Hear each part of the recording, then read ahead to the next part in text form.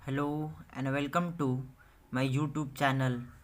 आज इस वीडियो में हम conservation law in nuclear reactions पढ़ने वाले हैं। न्यूक्लियर रिएक्शन की सीरीज़ में हमने अभी तक बहुत सारे वीडियोस और बहुत सारे टॉपिक्स को देखा है। अगर आपने उन वीडियोस को नहीं देखा है तो इस वीडियो के डिस्क्रिप्शन बॉक्स में उन सारे वीडियोस का या फिर उस प्लेलिस्ट का, न्यूक्लियर फिजिक्स प्लेलिस्ट का लिंक होगा, वहाँ से आप जाके ज़रूर देखें या फिर आप चैनल विज़िट करें। वहाँ पे आपको और भी बहुत अच्छे अच्छे कंटेंट देखने को मिलेंगे। फ्रेंड्स, हम स्टार्ट करते हैं आज के अपने इस topic conservation law in nuclear reactions को। फ्रेंड्स, हमारे नेचर में एनर्जी कंजर्व्ड होती है।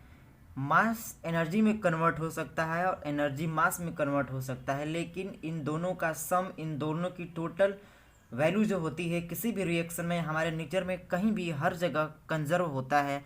और सेम रूल्स हमारे न्यूक्लियर रिएक्शंस भी फॉलो करते हैं और ये शो करते हैं conservation of energy, conservation of linear momentum, angular momentum भी कंजर्व्ड होता है और ये mass number, atomic number conserved होता है किसी भी न्यूक्लियर रिएक्शन में। और फ्रेंड्स, इसके साथ ही साथ जो टोटल चार्ज होते हैं आपके इंटरेक्टिंग पार्टिकल्स और टारगेट पर, वो दोनों का सम इक्वल होता है आपका रेसिडुअल और इजेक्टाइल पर। इसको समझने के लिए हम एक न्यूक्लियर रिएक्शन को देखते हैं। फ्रेंड्स, हमारे पास एक न्यूक्लियर रिएक्शन है। यहाँ पे हमारे पास ए एक प्रोजेक्टाइल है, ए एक टारगेट मटेरियल है, बी रेसिडुअल है, बी मतलब कैपिटल बी रेसिडुअल और स्मॉल बी इजेक्टाइल है। जैसे कि मान लीजिए हमारा मेन ये वाला टारगेट है। टारगेट मान लीजिए ये क्या हो सकता है कि यूरेनियम हो सकता है। इसको हमने टारगेट बनाया है। ये हमेशा इसको रेस्ट में अज्यूम करा जाता है या फिर इसको रेस्ट में रखकर ही हम अपनी रिएक्शंस को परफॉर्म कराते हैं। और हम एक मान लीजिए न्यूट्रॉन भेजकर इसके न्यूक्लियस को डिसबैलेंस करते हैं ताकि ये फर्दर स्प्लिट हो जाए, डिसइंटीग्रेट हो जाए या फिर इसके अंदर न्यूक्लियर रिएक्शंस हो। तो ये कैसे कन्वर्ट होता है? ये एक रेसिडुअल में कन्वर्ट हो जाता है, प्रोजेक्टाइल मतलब सॉरी, ये रेसिडुअल में कन्वर्ट हो जाता है, जिसको हम कैपिटल बी से डिनोट करते हैं। और इसके साथ ही साथ छोटे एलिमेंट्री पार्टिकल्स निकलते हैं, जो प्रोटॉन हो सकता है, न्यूट्रॉन हो सकता है, फिर रेडिएशंस हो सकते हैं। इसको हम बी से डिनोट करते हैं, जिसको हम इजेक्टाइल कहते हैं। जैसे कि इस एग्जाम्पल में है, हमारे पास हीलियम है जिसका एटॉमिक नंबर 2 है, एटॉमिक मास 4 है। एल्यूमिनियम है जिसका 13 और 27 है।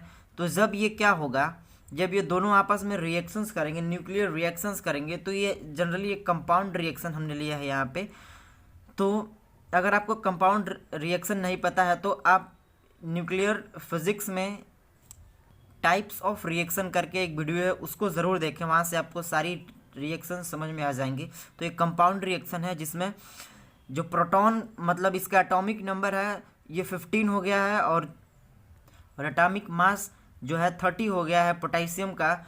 जनरली यहाँ पे कंजर्वेशन लॉ फॉलो कर रहा है, क्योंकि यहाँ पे एक न्यूट्रॉन इमिट हुआ है जिसका एटॉमिक मास भी 1 होता है। हमारा जो ये लेफ्ट हैंड साइड है, इस इधर का और राइट हैंड साइड का, मतलब हमारे जो टारगेट वाले हैं इधर के साइड का और जो हमारे प्रोडक्ट वाले हैं रिएक्टेंट के साइड और प्रोडक्ट के साइड का, दोनों का सम कंजर्व होना चाहिए। मतलब इधर का सम और इधर का सम आपस में कंजर्व होना चाहिए। ये दोनों इस रूल को फॉलो कर रहे हैं। आप यहाँ पे देख सकते हैं कि एटॉमिक मास यहाँ पे कंजर्व्ड है। यहाँ पे 27 और 4 31, यहाँ पे 30 और +1 इसका न्यूट्रॉन का है, 1 एटॉमिक मास 31, ये भी कंजर्व है। तो हम इसे देखते हैं डिटेल में कि अगर आपके एग्जाम में एक क्वेश्चन आता है तो आप इसे कैसे लिखेंगे, कैसे एक्सप्रेस करके आएंगे। फ्रेंड्स, फर्स्ट है हमारे पास conservation of energy. Total energy का मतलब होता है rest mass energy plus kinetic energy. Rest mass energy मतलब क्या होती है, जो हमारे तो जनरली टारगेट मटेरियल होता है वो रेस्ट में होता है, तो उसके पास एनर्जी कितनी होती है, E = mc², मतलब mass into product of c², उसके पास एनर्जी होती है। और काइनेटिक एनर्जी जो हमारा प्रोजेक्टाइल होता है उसके पास होता है। फिर इंटरेक्टिंग पार्टिकल जो हमारे पास, जो हमने पिछले एग्जांपल में न्यूट्रॉन को समझा था, उसके पास काइनेटिक एनर्जी होती है। और ये तो रेस्ट में होता है आपका टारगेट, तो इसके पास काइनेटिक एनर्जी नहीं होती है, इसके पास रेस्ट मास एनर्जी होती है। जो दोनों का सम होता है वो कंजर्व्ड होता है। इसका मतलब ये है कि हमारा जो रिएक्टेंट की टोटल एनर्जी किसके बराबर होगी, टोटल एनर्जी ऑफ प्रोडक्ट होगी।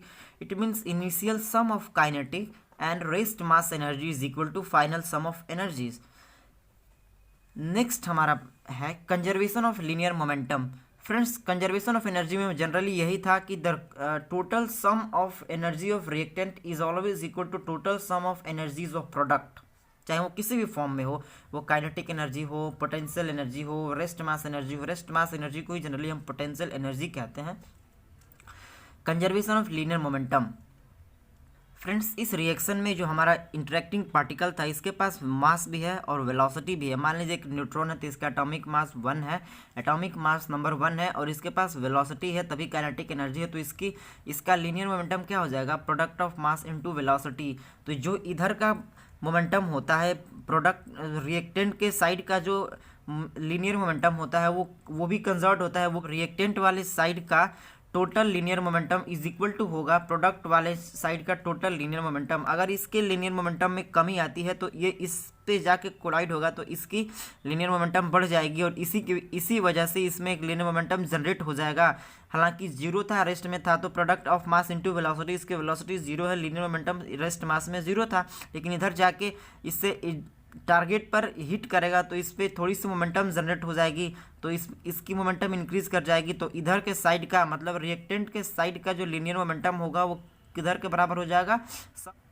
सम of linear momentum of residual and ejectile, मतलब इधर वाले का इधर वाले के इक्वल हो जाएगा। तो आप इसे ऐसे लिख सकते हैं, the total linear momentum of interacting particle before and after reaction is same.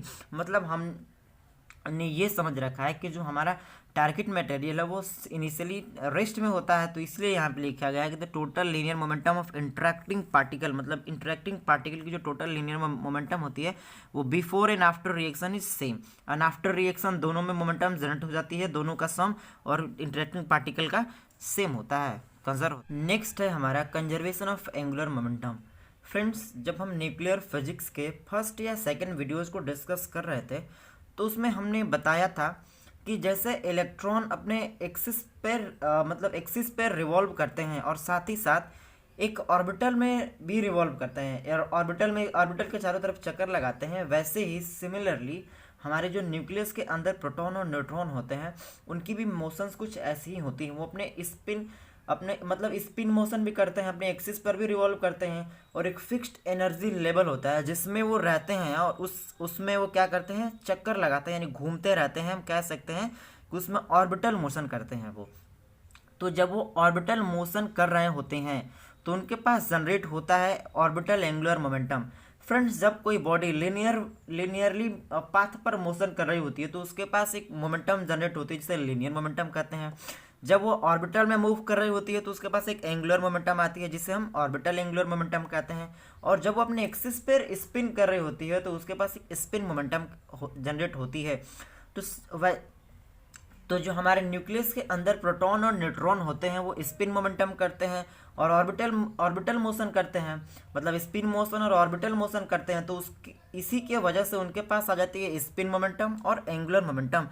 तो जो हमारे रिएक्टेंट के साइड का होता है वो इज इक्वल टू होता है प्रोडक्ट के जितने भी न्यूक्लियस के अंदर प्रोटॉन और न्यूट्रॉन होते हैं उनके जो इनविजुअली होते हैं उनके स्पिन और एंगुलर मोमेंटम, यानी ऑर्बिटल एंगुलर मोमेंटम और स्पिन मोमेंटम का सम इक्वल होता है प्रोडक्ट साइड का, किसके? रिएक्टेंट साइड के S+L के, यानी spin plus angular orbital angular momentum का।